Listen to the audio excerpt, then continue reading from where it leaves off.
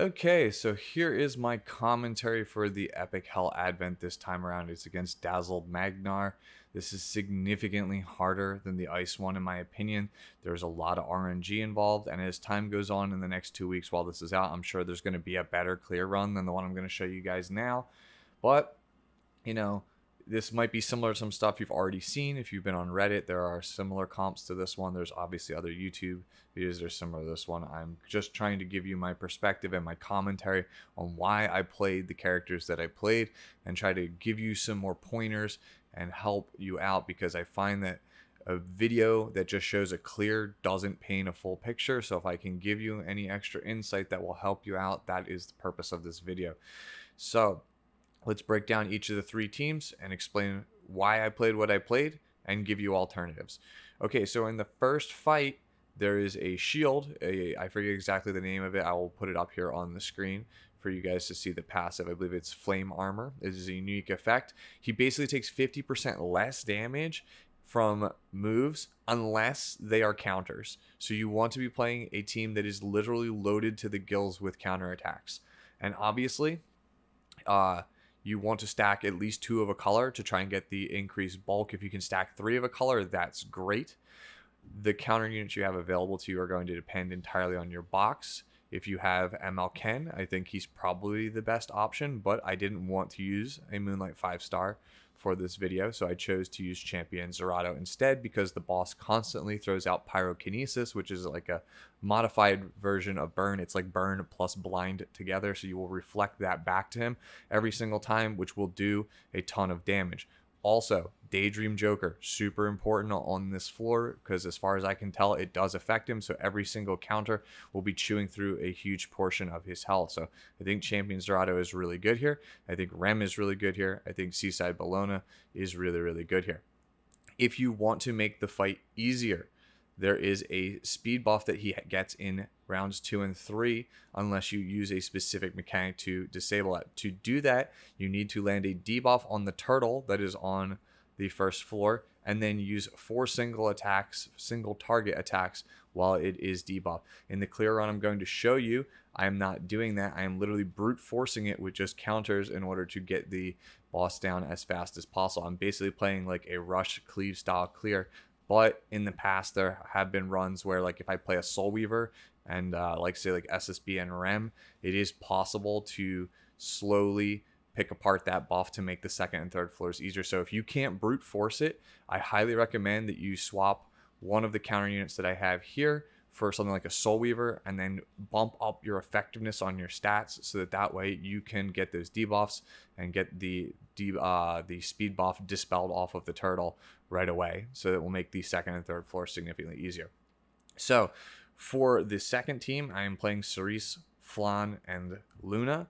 You can play other stuff. I have had success playing Tamarin, Red Cecilia, and Milam in this slot. I've also had success playing Tamarin, Cecilia, and Charlotte in the same slot, because Charlotte always has 2 buffs, which will allow you to get rid of that counter buff, which will make the third floor a bit easier.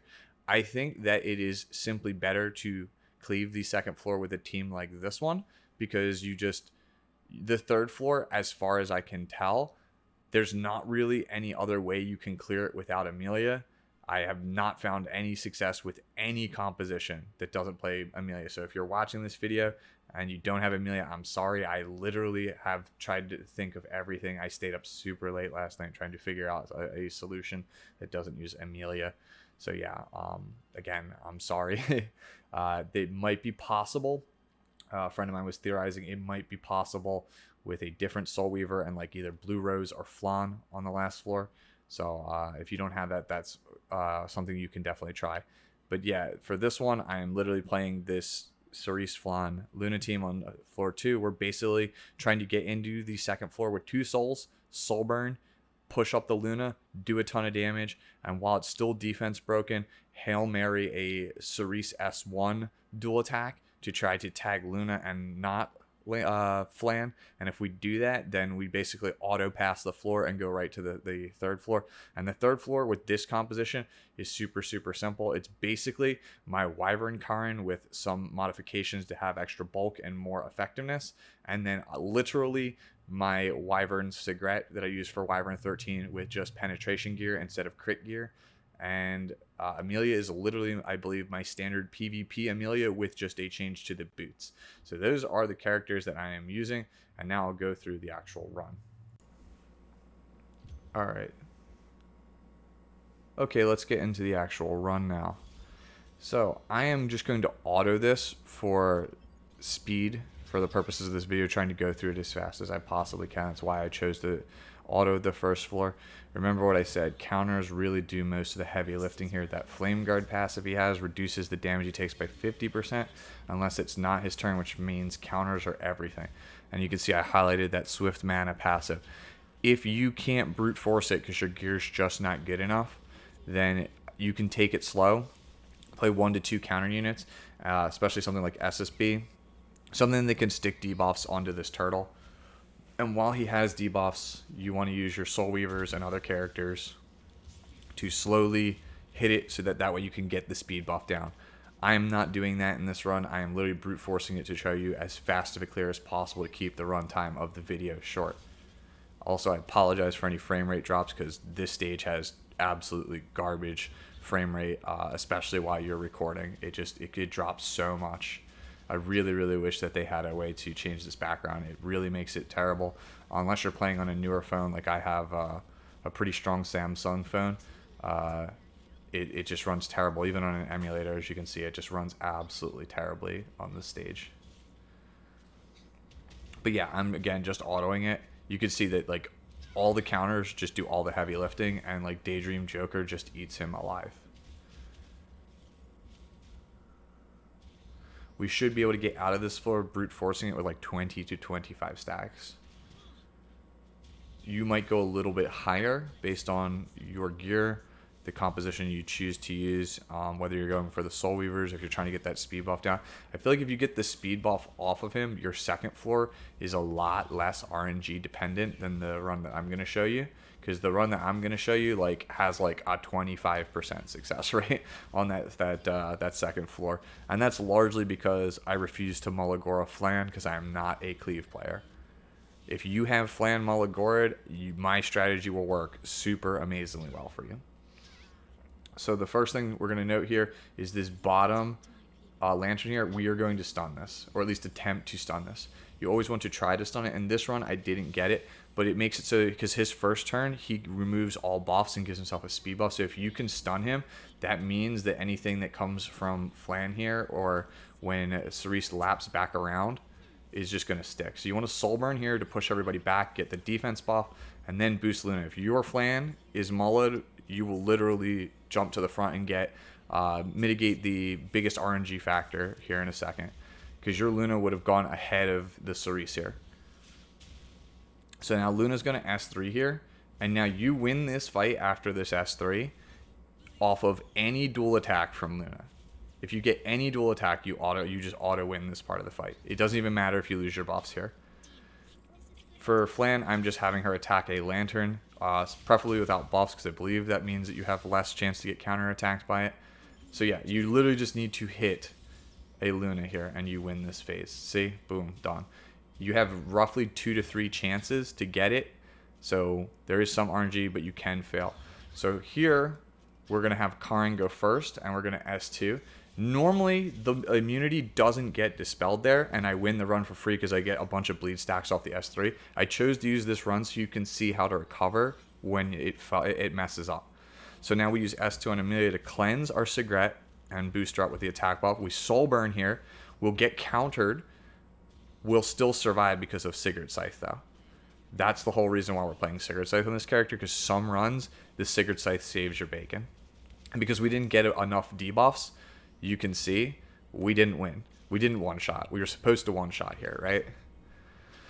So now Amelia is just going to cleanse up, and we are just going to slowly just try to survive and pick it down until we win the fight. It's pretty simple. Like if you have Wyvern gear, good Wyvern gear, if you have a Wyvern one-shot team, you can very easily do this third floor. Again, Amelia is the biggest thing. If you don't have Amelia, I have not figured out a good replacement for it. I'm in my head, I'm thinking you could probably use like Flan plus maybe Blue Rose. A friend suggests that. I think that might work. You could probably try and use that, and then you can use, instead of the Flan on the second floor, you can use something like a really fast Karen as a defense breaker. That might work.